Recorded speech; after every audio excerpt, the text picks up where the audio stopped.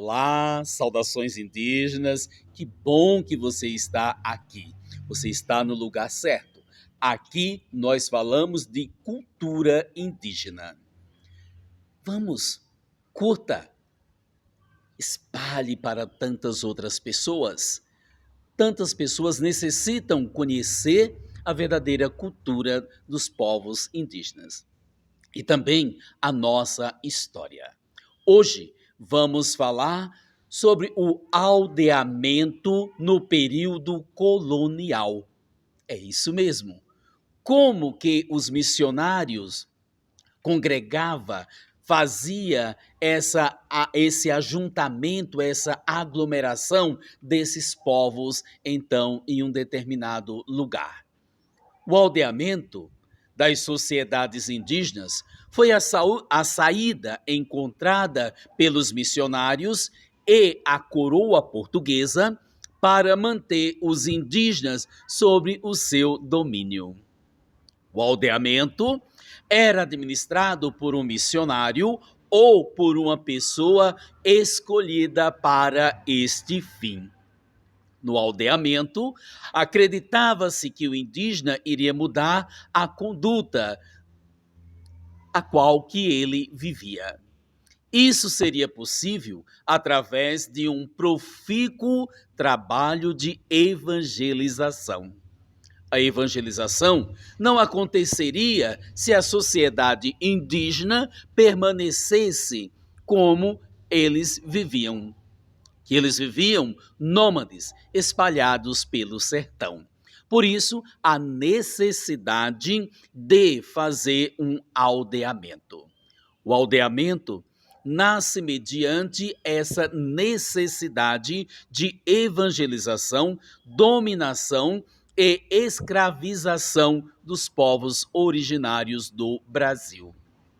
Lembremos que os povos indígenas, eles eram nômades. Eles não permaneciam por muito tempo em um determinado lugar. Por isso, se fazia necessário, então, digamos que, colocar eles em um determinado espaço para não só evangelizar, como também dominar. Com o passar do tempo, nós vemos que houve uma separação entre os indígenas batizados e os não batizados. Por quê? Os missionários começaram a perceber que aqueles batizados eram influenciados pelos não batizados, voltando a viver da mesma forma que antes. Com isso, nós vemos que eles pensam e encontram uma saída de separar os batizados dos não batizados. Assim, eles poderiam continuar, então, no trabalho de evangelização. Desde a metade do século XVI, Tomé de Souza, o primeiro governador do Brasil, traçou estruturas jurídicas para criar aldeamento para os indígenas batizados. A lei do governo previa a consignação de áreas suficientes para a caça, com o reconhecimento, o direito de propriedade de terra. Assim, nessa área, eles poderiam construir as suas casas, as suas choupanas, as suas ocas, as suas roças também, e poderiam caçar. Assim, dizia que aquele espaço ali era dos povos indígenas. E é isso mesmo. E você fica pensando, mas as terras não eram dos povos indígenas? Como que agora tem uma lei que diz que o indígena pode tomar posse de uma determinada área? E aí nós vemos quando que é a grande questão. Para muitos, o Brasil foi descoberto. Para nós, o Brasil foi invadido. O Brasil foi invadido por esses portugueses, por esses europeus que vieram aqui para trazer a sua cultura, para tirar os nossos bens, para dizer que veio evangelizar. Mas nós sabemos que a evangelização aqui está atrelada ao capital e não ao bem do indígena. Então, nós vemos que a coroa portuguesa cria lei para conceder terra aos indígenas. Aqui vemos claramente que o território, hoje conhecido por Brasil, foi invadido e não descoberto. Nos documentos conhecidos como Cartas de Seis Marias, havia uma cláusula que dizia: salvo o direito de terceiros. Os indígenas eram legítimos donos das terras que ocupavam. Como? Se eles eram legítimos herdeiros ou donos, por que então fazer esta lei? Claro, os colonos já estavam aqui e já estavam dizimando, acabando com os povos indígenas. E os missionários, então, faziam o aldeamento com a promessa de evangelizar. Em 1680, temos o ciclo do gado. O que é isso?